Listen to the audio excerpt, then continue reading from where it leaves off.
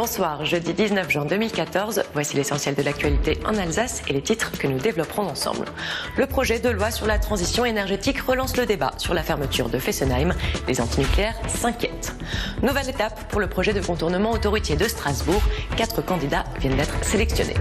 Vous dégotez les bons plans et les bonnes adresses, c'est la mission du Petit Futé. Présentation de l'édition colmarienne. Ils sont déçus et craignent un renoncement du gouvernement face à EDF. Les antinucléaires ont du mal à avaler le projet de loi sur la transition énergétique. Ils auraient souhaité un décret imposant la fermeture de la centrale alsacienne, sauf que le nom de Fessenheim n'apparaît nulle part. Le texte fixe bien un plafond maximal de production nucléaire qui obligera EDF à fermer un réacteur si elle veut mettre en place son EPR de Flamanville. Mais sur le papier, rien n'empêche EDF de fermer une autre centrale que Fessenheim. Autre dossier polémique dans la région, le contournement autoroutier de Strasbourg. L'ancien GCO entre dans une nouvelle phase. 4 candidats ont été sélectionnés pour sa réalisation. Vinci, Eiffage, Bouygues et le groupe NGE Lingelel pourront soumettre leur offre. L'attributaire sera désigné dans un délai de 4 à 6 mois. La signature du contrat devrait ainsi intervenir en 2015 pour une mise en service du contournement en 2020. Sortir, faire du shopping ou découvrir une ville. Pour toutes ces activités, le Petit Futé propose de vous accompagner. Un guide qui recense chaque année des milliers de bonnes adresses et de bons plans. Exemple avec l'édition colmarienne que vous présente Louana Sarmini. On vient de sortir le Petit Futé Colmar, édition numéro 22. Voilà, et comme chaque année, de nouvelles adresses ont été testées. Donc, comme d'habitude, vous avez les catégories croustillantes, futées, pas futées, les nouveautés de l'année, c'est bien sûr les restos de Colmar et les adresses futées de notre belle ville. Colmar est une ville qui bouge beaucoup, pas dans le sens bouger vers la fête, mais c'est une ville où le commerce ouvre, ferme, des nouveautés, des magasins qui changent. Les guides de commerce s'adressent aux locaux en majeure partie, donc à 90%, parce que c'est un guide de commission. De nouvelles règles à la frontière suisse. Dès le 1er juillet, les Alsaciens qui effectueront des achats dans le pays helvète devront payer une TVA, en plus des frais de douane s'ils dépassent une certaine quantité de marchandises. Une taxe supplémentaire qui concerne de nombreux biens, dont l'alcool et les cigarettes. Chaque soir, une personnalité alsacienne s'exprime sur Alsace 20. C'est sous le grill, présenté par Olivier Anne. La marque Alsace et son partenaire, la région Alsace, présentent Sous le grill. Hélène Olederer, bonjour. Bonjour. Alors votre fondation s'adresse en priorité aux jeunes en difficulté. En cette période de crise, êtes-vous de plus en plus sollicité en Alsace ? Alors on est de plus en plus sollicité partout, pas seulement en Alsace, parce qu'en effet les familles sont touchées de plein fouet par la crise.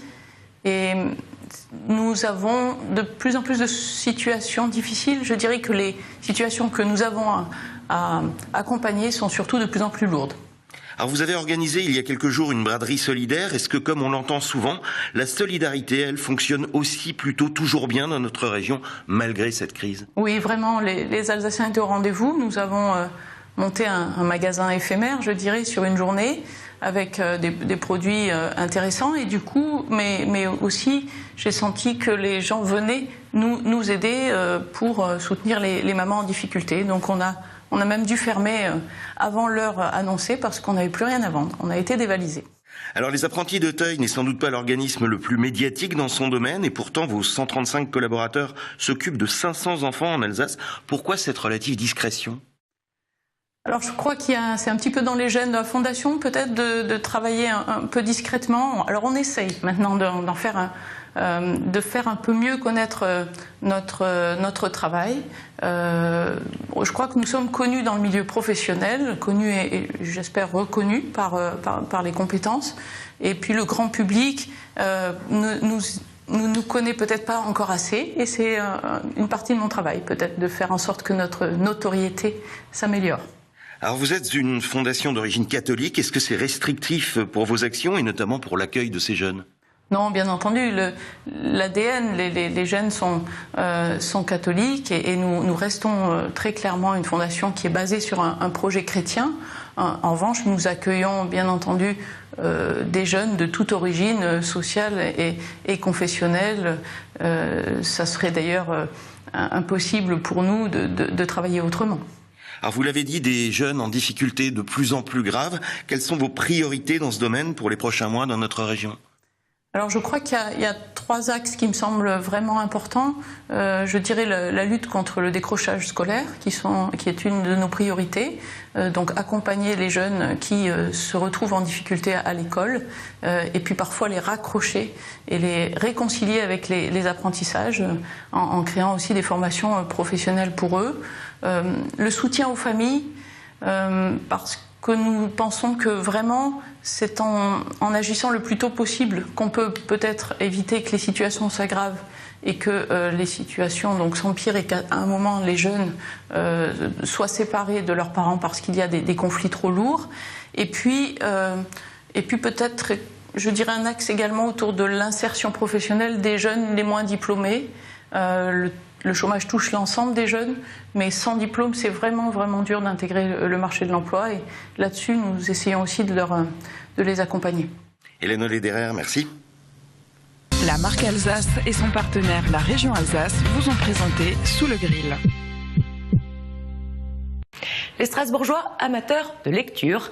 Le site de vente en ligne Amazon a publié un classement des villes françaises qui commandent le plus de livres.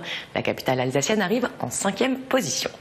Quel temps en Alsace pour les prochains jours? Tout de suite, c'est la météo régionale présentée par Wassila Moussaoui.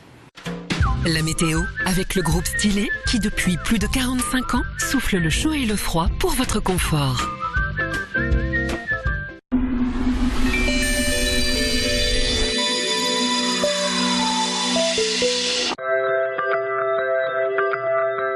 Salut à tous et bienvenue sur Alsace 20 pour ce vendredi, encore une journée agréable et c'est tant mieux. On commence par la matinée avec des éclaircies accompagnées de quelques nuages, des températures au lever du jour qui varieront de 10 à 13 degrés, une moyenne de 10 degrés pour Schirmeck ou encore la Petite Pierre, 11 degrés pour Wissembourg, Strasbourg ou encore dans le sud de la région du côté de Mulhouse et 13 degrés la maximale pour Colmar. La tendance pour l'après-midi, identique à la matinée avec des éclaircies et quelques nuages. Les températures, elles, augmentent pour atteindre une maximale de 23 degrés pour Strasbourg ou encore dans le nord de la région vers Wissembourg et une moyenne de 22 pour le reste du territoire. La tendance pour le lendemain, première tendance de votre week-end avec ce beau soleil et des températures qui varieront au cours de la journée de 12 à 24 degrés. On finit par l'éphéméride de ce vendredi. Nous embrassons les Sylvaines. Le soleil se lèvera à 5h26 pour nous quitter à 21h34. Je vous souhaite de passer un excellent week-end en compagnie de Nicolas. Quant à moi, j'aurai le plaisir de vous retrouver dès lundi. À très bientôt sur Alsace 20.